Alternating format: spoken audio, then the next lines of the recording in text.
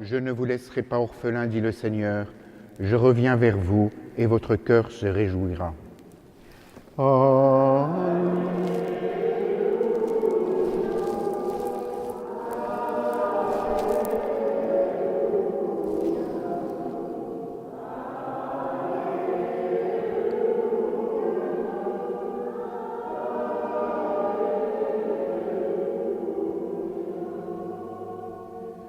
Le Seigneur soit avec vous.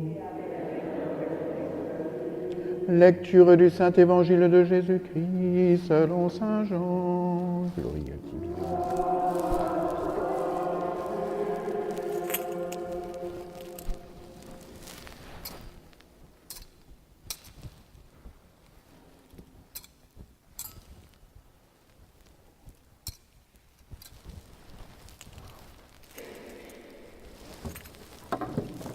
En ce temps-là, les yeux levés au ciel, Jésus priait ainsi. Père Saint, je ne prie pas seulement pour ceux qui sont là, mais encore pour ceux qui, grâce à leur parole, croiront en moi. Que tous soient un, comme toi, Père, tu es en moi et moi en toi. Qu'ils soient un en nous, eux aussi, pour que le monde croie que tu m'as envoyé. Et moi, je leur ai donné la gloire que tu m'as donnée, pour qu'ils soient un comme nous sommes un, moi en eux et toi en moi. Qu'ils deviennent ainsi parfaitement un, afin que le monde sache que tu m'as envoyé et que tu les as aimés comme tu m'as aimé. Père, ce que tu m'as donné, je veux que là où je suis, ils soient eux aussi avec moi et qu'ils contemplent ma gloire, celle que tu m'as donnée parce que tu m'as aimé avant la fondation du monde. Père juste, le monde ne t'a pas connu, mais moi, je t'ai connu. Et ceux-ci ont reconnu que tu m'as envoyé. Je leur ai fait connaître ton nom et je le ferai connaître, pour que l'amour dont tu m'as aimé soit en eux et que moi aussi, je sois en eux. Acclamons la parole de Dieu. Père évangélique, Christi, Amen. Nous voyons dans cet évangile le Christ qui va prier son Père pour ses apôtres, qui enseigne la parole, c'est-à-dire qu'il enseigne lui, et pour tous ceux qui croiront en cet enseignement, c'est-à-dire tous nos ancêtres catholiques, vous et moi. Voilà la prière du Christ. Nous disons dans le credo, et c'est notre foi, que nous croyons en l'Église une sainte, catholique et apostolique. Ceci signifie, en partie, pas seulement, mais ceci signifie que l'enseignement de l'Église est l'enseignement apostolique, l'enseignement des apôtres. Et nous comprenons donc bien la difficulté qui puisse exister lorsque des clercs ou des membres de l'Église se permettent d'enseigner quelque chose qui serait contraire à l'enseignement apostolique. Ils se retireraient de fait de la prière du Christ qui prie pour ceux qui annoncent cette parole fidèlement à l'enseignement apostolique et pour ceux qui y adhèrent. Et nous comprenons en même temps la grave violence qui est faite à Dieu lorsque certains enseignent des choses contraires à la foi et le font enseigner à d'autres.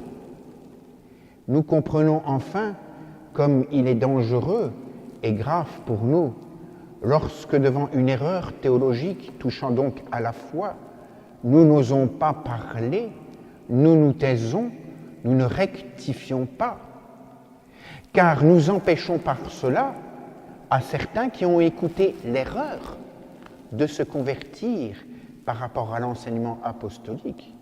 Et nous voyons bien que c'est quand même quelque chose d'abominable. Alors pour nous, il ne doit pas en être ainsi, et c'est la raison pour laquelle, lorsque je parle de l'enseignement de l'Église, vous avez remarqué que je disais toujours l'enseignement pérenne de l'Église. c'est-à-dire l'enseignement que l'Église a toujours affirmé, a toujours proclamé, sans changement, sans rien y modifier, car elle le tient des apôtres qui eux-mêmes le tenaient de notre Seigneur Jésus-Christ, tout simplement. Donc nous comprenons cette importance absolue pour nous d'être fidèles à cet enseignement. Et lorsque vous entendez en chair, à la télévision ou ailleurs, un enseignement qui serait contraire à l'enseignement apostolique, dites-vous que c'est une hérésie et que vous n'avez pas à y emboîter le pas. Et du reste, notre Seigneur nous prémunit contre cela, puisque précisément il prie pour tous ceux qui accueilleront cette parole-là, et pour tous ceux qui proclameront cette parole-là.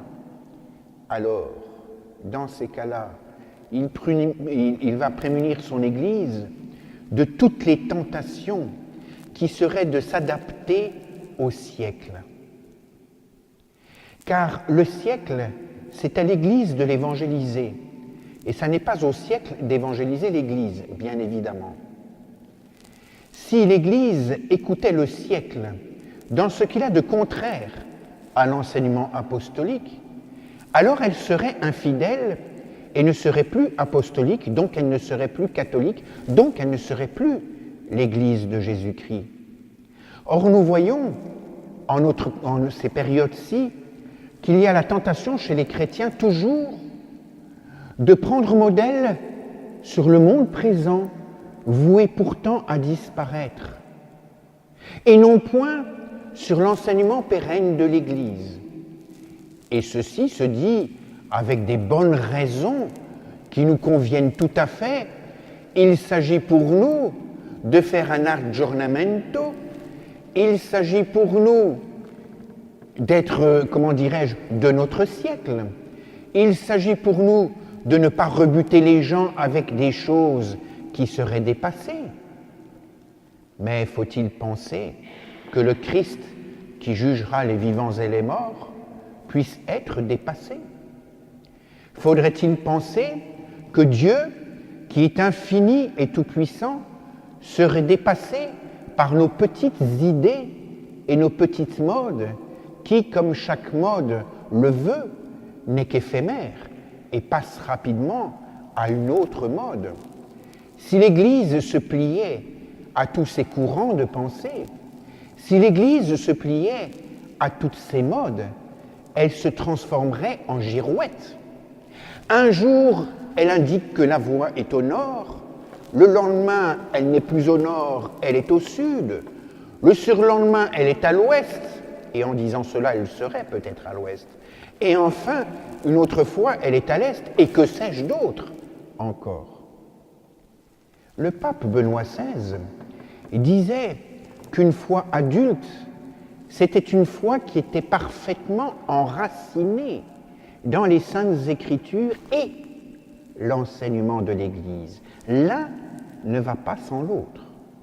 Je ne puis prendre les Écritures en dépit de l'enseignement de l'Église, et je ne puis prendre et comprendre l'enseignement de l'Église en dépit des Saintes Écritures. Souvenez-vous de cette phrase de Sainte Jeanne d'Arc. Une pauvre fille de Lorraine, sans doute pas instruite, qui se trouve devant des juges iniques, des clercs. On notera qu'il y avait l'évêque de Beauvais parmi eux, Monseigneur Cochon, des théologiens, qui veulent la mettre en difficulté, lui posent cette question-là. Qui préférez-vous, de l'Église ou du Christ?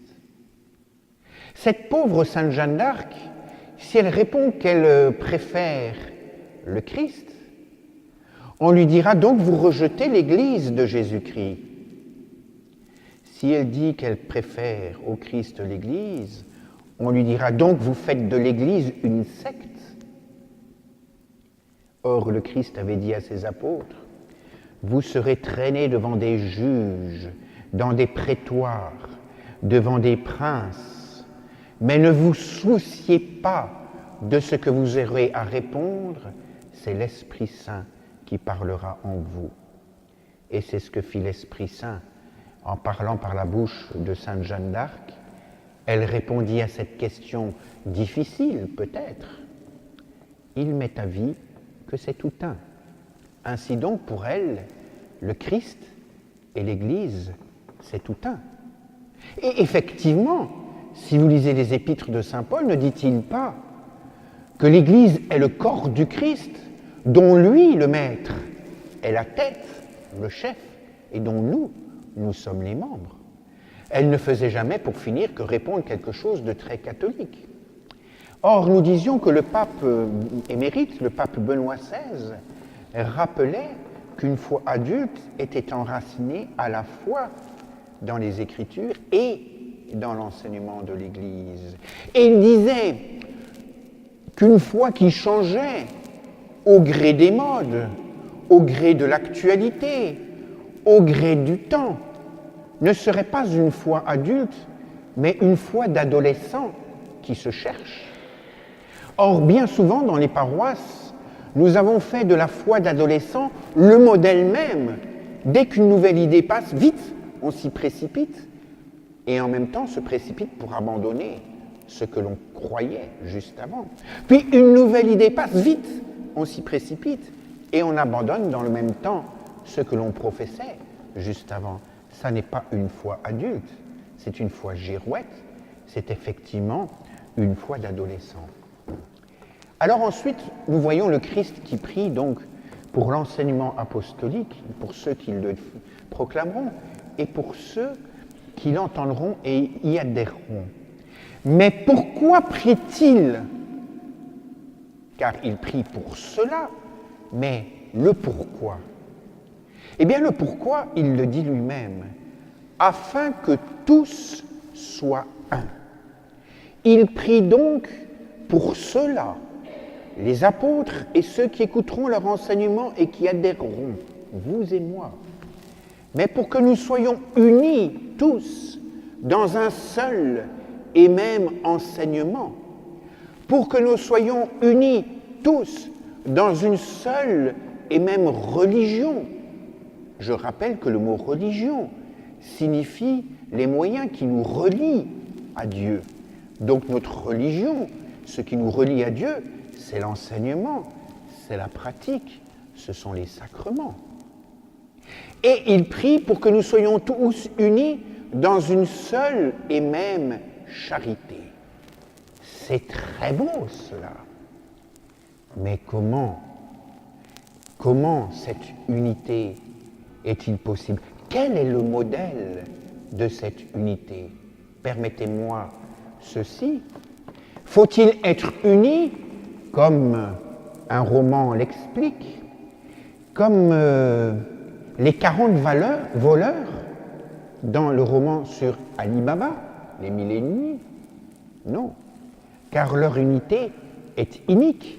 C'est pour spolier, pour voler, pour accomplir des rapines. Cette unité n'est pas voulue par Dieu. L'unité dans le mal n'est pas ce qu'il veut. L'unité, c'est dans le bien et c'est dans la charité qui est l'Esprit Saint qui procède et du Père et du Fils. Alors nous comprenons que lorsque nous sommes dans une hérésie, dans une erreur, dans de mauvaises pensées, de mauvaises actions, on peut nous accuser de diviser parce que nous ne faisons pas l'unité dans ce groupe-là. Mais non, nous ouvrons la voie vers celui qui est le chemin, la vérité et la vie.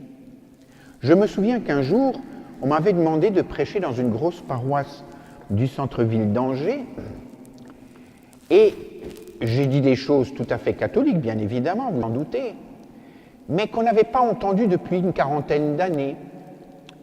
À la sortie de l'église, j'ai failli me faire griffer et arracher les 2 yeux. J'ai réussi à m'en sortir indemne.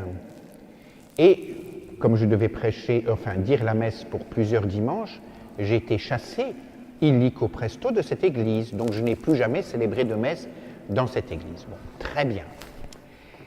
Il se trouve que le curé était malade et c'est pour la raison pour laquelle je l'avais remplacé. Mais celui qui me l'avait proposé était un colonel qui commandait un régiment dans lequel j'étais aumônier. Et ce colonel, 2 jours plus tard à peu près, me convoque dans son bureau et il me dit « Mais vous avez divisé cette paroisse. Or, celui qui divise, c'est le démon. » J'avais envie de lui dire « Je vous remercie pour la comparaison, mais enfin, c'est ainsi. » Il n'avait pas saisi que lorsque les gens étaient rassemblés pour faire le mal, il ne fallait pas s'unir. Sans doute n'avait-il pas lu ou compris cet évangile-là, que tous soient un. Donc, comment? Comme nous sommes un, toi, Père, en moi, et moi en toi, et nous en eux, que tous soient un, mais en Dieu, et que nous soyons unis comme la Sainte Trinité est unie, et ceci dans la charité, c'est-à-dire dans l'Esprit Saint. C'est ça l'union que veut le Christ. Alors, évidemment, se pose un problème. Notre union à Dieu ne peut pas être semblable à l'union des personnes divines. Parce que si les personnes divines sont parfaitement unies, c'est parce qu'elles ont même nature, même substance. Or, la différence entre la nature divine et la nature humaine est quasiment, on peut dire même, est infinie. Nous comprenons donc que nous devons nous unir dans notre nature, nous les hommes, et les femmes bien entendu, comme les personnes de la Trinité sont unies entre elles dans une même nature. Mais pourtant le Christ dit en même temps, et nous en eux et eux en nous. Alors, il y a bien ressemblance? Non point. Dieu est uni en nous, comme Dieu se trouve dans son propre temple. Ainsi, par la grâce baptismale, vous êtes devenus les temples du Très-Haut, les tabernacles humains, les tabernacles célestes, vivants de la présence céleste. Et Dieu est uni à vous parce qu'il rentre dans ce tabernacle-là comme dans son propre temple.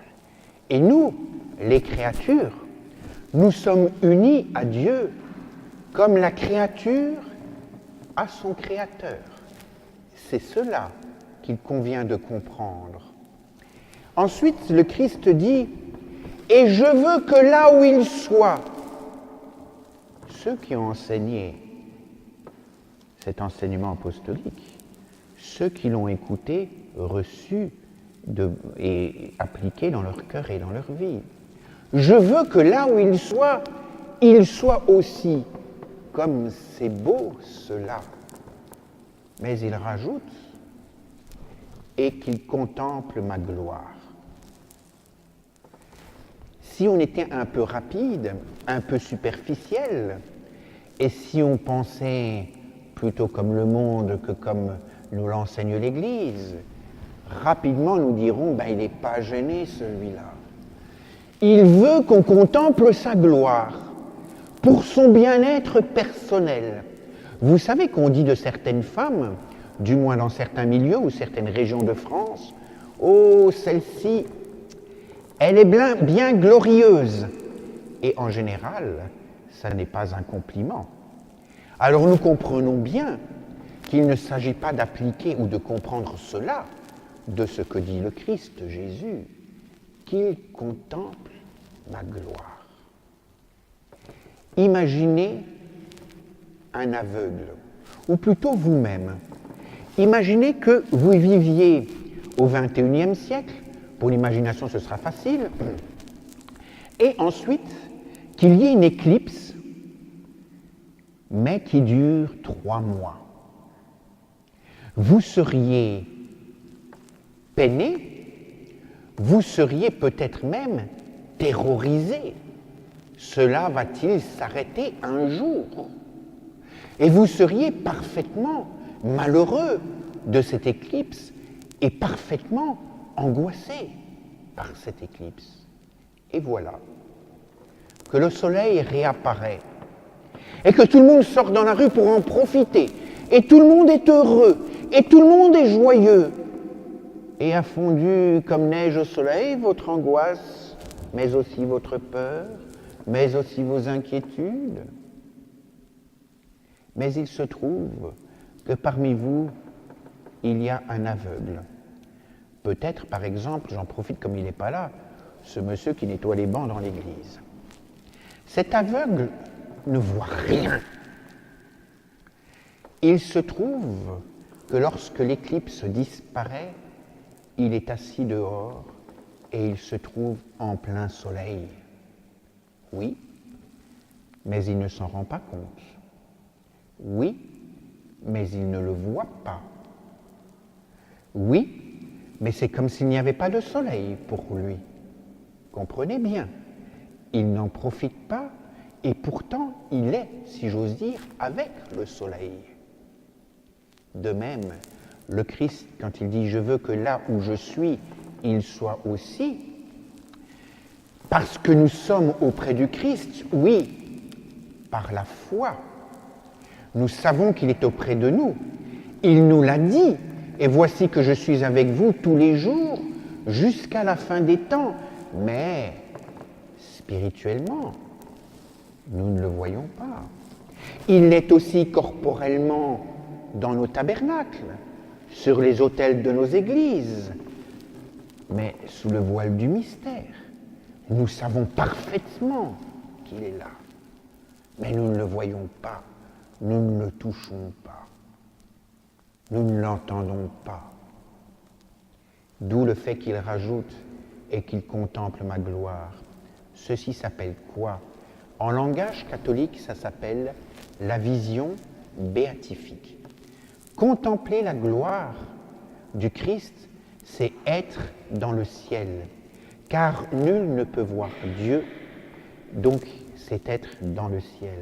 Et nous comprenons maintenant que si nous écoutons l'enseignement apostolique, si nous y adhérons de tout notre cœur et de toute notre vie, c'est-à-dire en l'appliquant, bien évidemment, si nous sommes unis parfaitement dans la charité divine et dans cette théologie, cet enseignement et cette pratique de l'Église, alors le Christ est tout le temps avec nous, mais en même temps, nous pourrons contempler sa gloire dans le ciel et notre humanité. Je disais tout à l'heure que la nature humaine et la nature divine étaient parfaitement éloignées l'une de l'autre. Mais il y a eu l'incarnation, ne l'oublions pas. Et Dieu s'est uni à la nature humaine. Et la nature humaine s'est unie à la divinité. Et lorsque nous avons fêté jeudi l'ascension de notre Seigneur, je vous rappelle ce que vous savez par cœur, mais ce que disaient les pères de l'Église, et maintenant, l'un de l'humanité est entré dans la Trinité. Alors nous comprenons bien que cette union, cette vision béatifique est tout à fait possible, mais c'est une grâce. Je voudrais terminer simplement sur une petite remarque. Il y a des fidèles, des chrétiens, qui se disputent, qui se critiquent, qui se calomnient, qui se font du mal, qui se rejettent. Eh bien, ceci est contraire à la volonté de Dieu. Et en étant des instruments de division dans une paroisse, dans un diocèse, ce ne sont pas les œuvres de Dieu qu'ils accomplissent, mais ils profanent gravement le nom du Christ qu'ils portent le jour de leur baptême chrétien. Car il est dit dans les Écritures que c'est à l'amour que nous aurons les uns pour les autres qu'on reconnaîtra les disciples du Christ. Et voici qu'il dénature ce qu'est un disciple du Christ. Voici qu'il mutile le corps mystique du Christ qui est l'Église. Voici qu'il se sépare de la tête de l'Église qui est le Christ. Et ceci est très fréquent. Et nous l'avons vu en arrivant dans ces paroisses. Et ça porte ensuite des fruits. Il y a par exemple 2 paroisses dont je suis le curé, où à cause de cela, il n'y a plus d'enfants au catéchisme. Parce qu'on leur a dit, attention, si vous les mettez là, ben, c'est comme si vous les mettiez chez Monseigneur Lefebvre ou je ne sais quoi. Ben, je ne sais pas tout ce qu'on a dit. Mais en attendant, non seulement ils ne vont pas au catéchisme, non seulement dans la paroisse, non seulement ils ne vont pas à la messe, mais encore, ils ne pratiquent pas et ils ne vont pas au catéchisme dans d'autres ensembles paroissiaux. Voilà des enfants que l'on a retranchés du corps mystique du Christ en semant la zizanie à travers des mensonges et des calomnies. Et ceci est intolérable pour un chrétien et intolérable pour un pasteur, c'est-à-dire un prêtre, qui doit rassembler le troupeau du Christ et qui ne doit en perdre aucun. Et ceci est lamentable au niveau du témoignage de la foi dans ces paroisses-là. Comprenez-vous que ce mal est immense? Comprenez-vous que ce mal soit épouvantable? Comprenez-vous que chacun d'entre vous, vous devez être des instruments d'unité dans le Christ? Alors, repensez à tout ce que j'ai dit sur l'enseignement apostolique, sur sa réception, sur cette unité en Dieu dans la charité et dans l'Église, sur cette vision du Christ qui est présent toujours avec nous, mais jusqu'à la vision béatifique dans le ciel. Et vous avez là une route droite pour être sauvé et plaire à Dieu. Ainsi soit-il.